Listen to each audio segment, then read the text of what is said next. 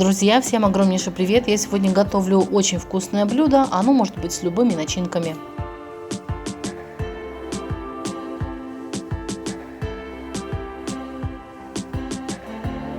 Я подогрел 300 мл кефира, примерно до температуры 30 градусов, жирность кефира 3,2%.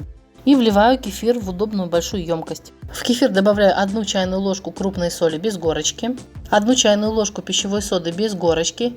И все хорошенечко размешиваю. Сода очень быстро гасится кефиром, и вы сами видите реакцию.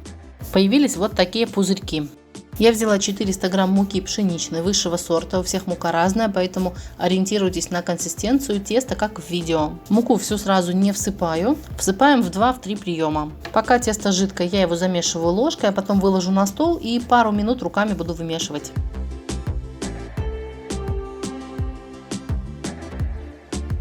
Получилось вот такое тесто, оно достаточно мягкое и не липнет к рукам. Теперь тесто я обмазываю растительным маслом.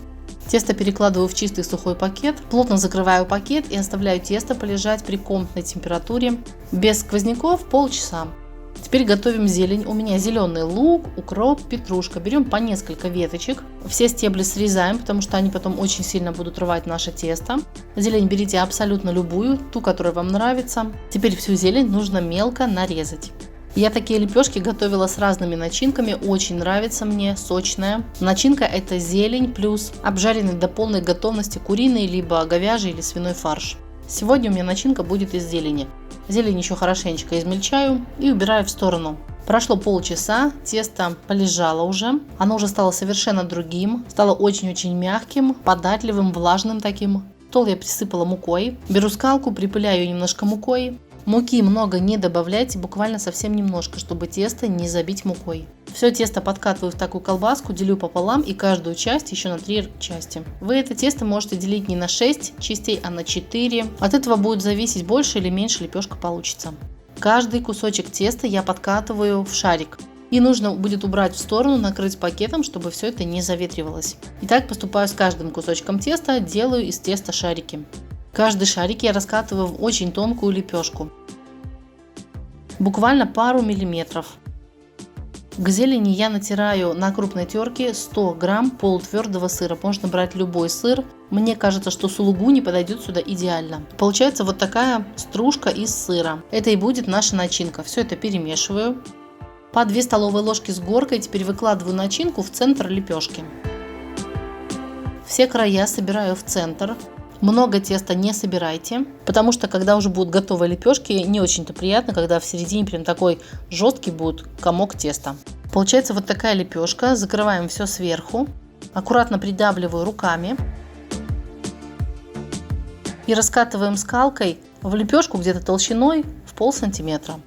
У меня получится еще более тонкие.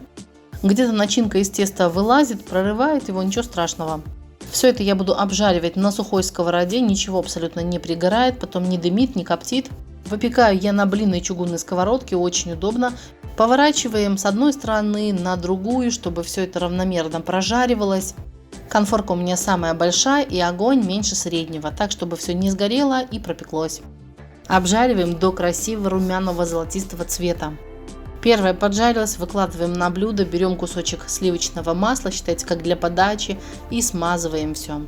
Сейчас лепешки такие поджаристые, такие плотные.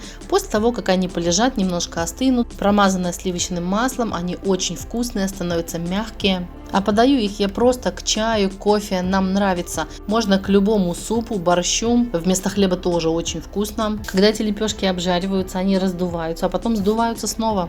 Такое количество прожаренных лепешек сразу мы все не съедаем. Я храню это все в холодильнике. А потом разогреваем в микроволновке, либо просто едим холодными. И в том и в другом варианте очень вкусно. Это очень просто, вкусно, быстро. Обязательно приготовьте. Рецепт сохраняйте себе. Ну и поделитесь с теми, кому будет тоже интересно это видео. Эти лепешки очень ароматные, с насыщенным сливочным вкусом. Под видео будут ссылки на наши странички в соцсетях. Подписывайтесь, будем дружить с вами и там. Нажимайте на колокольчик, чтобы не пропустить выход новых видео на канале и узнавать об этом первыми. Всем до встречи в комментариях, новых видео, всем удачи, пока-пока.